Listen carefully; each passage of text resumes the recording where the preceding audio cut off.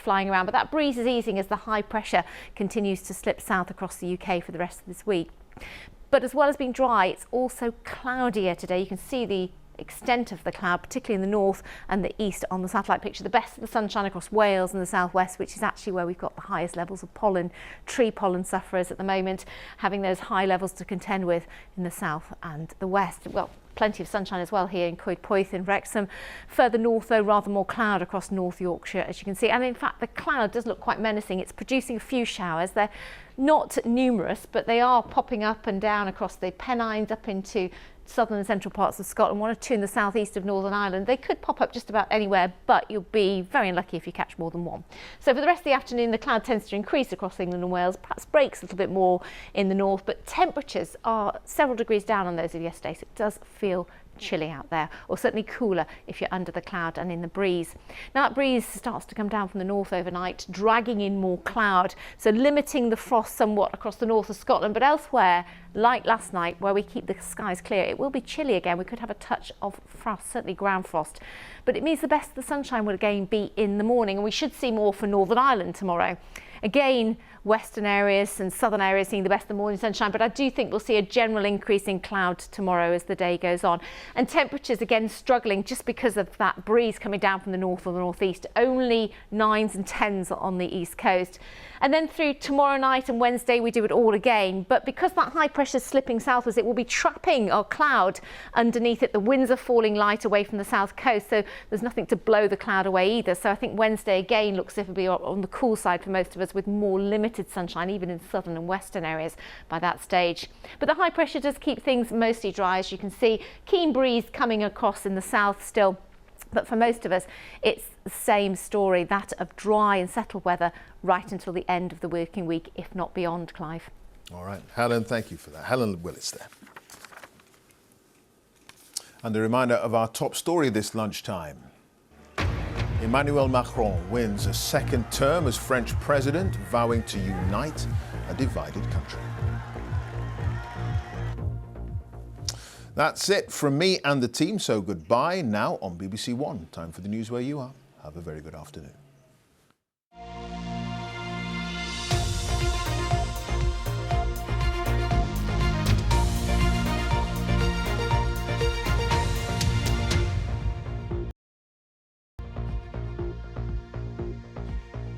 Hello there, I'm Eleanor Moritz. Welcome to North West Today. The headlines this Monday lunchtime. The Prime Minister writes to Angela Rayner condemning newspaper claims about her as misogynistic. Diabetes research gets its biggest ever donation, £50 million from Liverpool philanthropist Steve Morgan.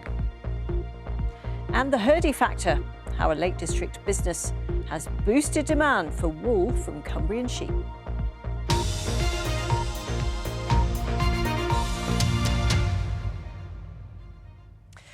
Well, Boris Johnson says he has now spoken to the MP for Ashton-under-Lyne, Angela Rayner, to say claims made about her in a Sunday newspaper were not made in his name. The Mail on Sunday wrote that some unnamed Conservative MPs said that Labour's deputy leader tries to distract the Prime Minister by crossing and uncrossing her legs in the House of Commons. Well, Mr Johnson himself has been in Bury this morning, and Eunice Muller's there for us. And Eunice, Mr Johnson very clear in his condemnation of this newspaper report. Yes, Ali, he was here to focus our attention on the Conservative Party's local election campaign, but he had to respond to that Mail on Sunday article in which a number of unnamed Conservative MPs suggested that the MP for Ashton-under-Lyne and the Deputy Leader, Angela Rayner, was crossing and uncrossing her legs to distract the Prime Minister. Now, she herself has said that the article contained misogyny, was sexist, and it was evidence of gutter journalism. And today, this is what Boris Johnson said when he was asked about that article. I thought it was the most appalling load of a sexist, misogynist tripe, and I immediately got in touch with Angela, and we had a very friendly exchange. And you know, if we ever find who was responsible for it, I don't know what we'll do with them, but we'll be the terrors of the earth. But you know, it's totally intolerable, that kind of thing. Well, Eunice, Mr Johnson was at Gig Lane in Bury. Tell us more about the purpose of his visit there. Well, supporters here, Bury fans, have bought back the ground here at Gig Lane and can now go forward trading as Bury Football Club. The club itself was expelled from the Football League in August 2019. It was put into administration by its previous owner in November 2020.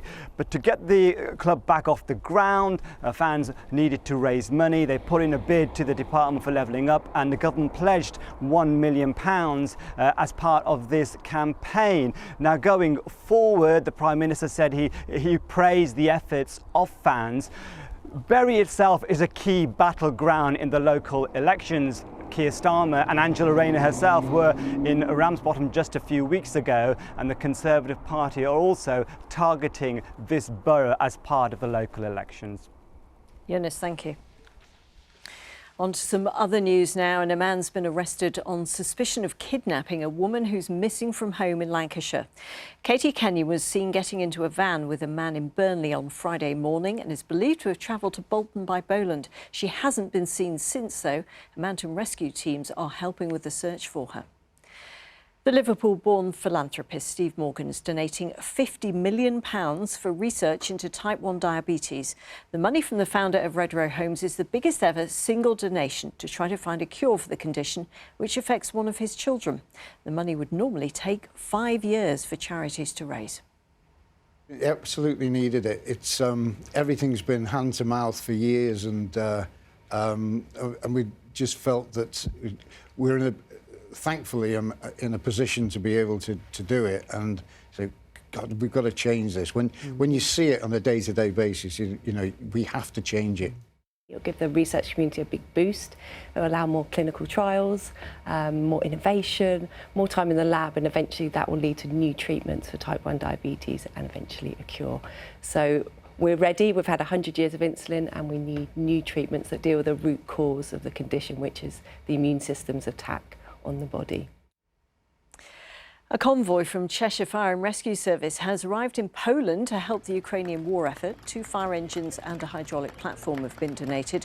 The Polish fire service will transfer it to Ukraine.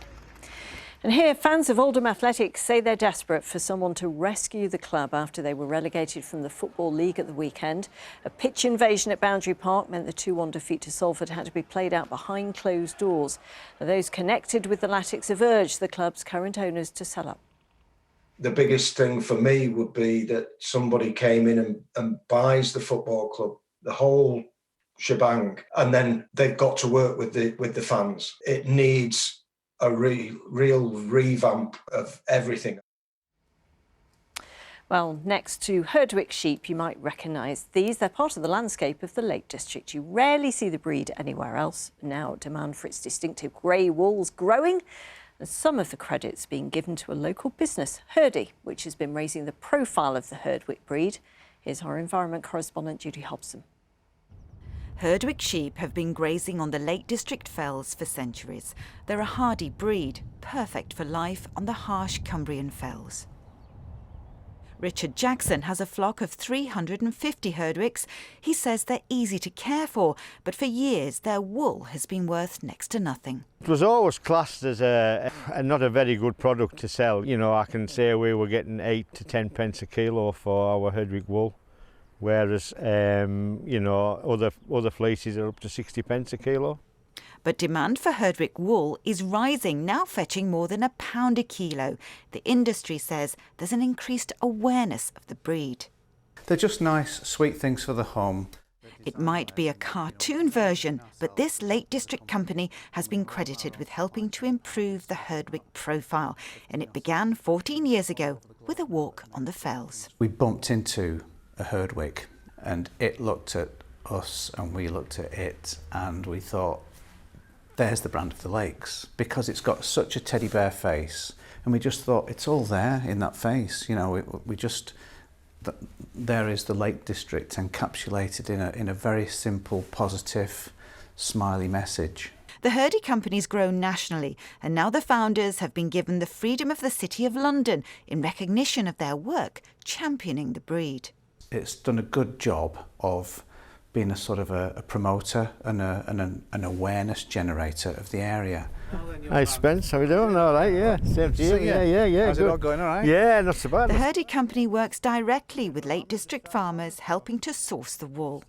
According to the powers that be, it's done a pretty good job of Good. heroing the Herdwick. Yeah, good. So It's taken a few years, it's but not it's going good. to fix everything. No.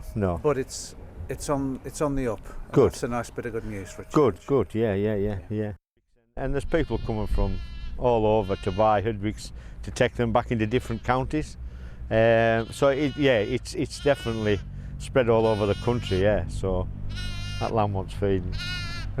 This hardy animal is no longer just a breed of sheep, but a brand, helping to celebrate this extraordinary landscape. Judy Hobson, BBC North West Today. I think that sheep certainly knows it's lunchtime. We've got quite a collection of Hurdies in my house. My daughter is something of a fan. Now, the weather is Natasha. Hello there. Well, we've got a cooler, cloudier day to come and there are a few showers in there as well. We've got this area of high pressure just pushing down, those winds easing from the weekend, and it will be more calm and settled as we go through the week ahead. So this afternoon then, that patchy cloud staying with us, a few showers in there as well. Temperatures today highs around 14 or 15 degrees Celsius. Now those clouds starting to clear away as we go into the evening to leave quite a clear night. Temperatures dropping though around 1 or 2 degrees. That will be quite chilly, the chance of a bit of frost or some mist and fog in places as well.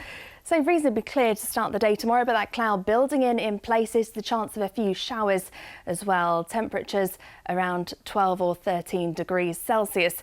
So it will stay relatively settled through the week. Temperatures staying around average and that wind's easing as well. That's it for now. Roger's here later. Until then, enjoy your afternoon. Bye-bye.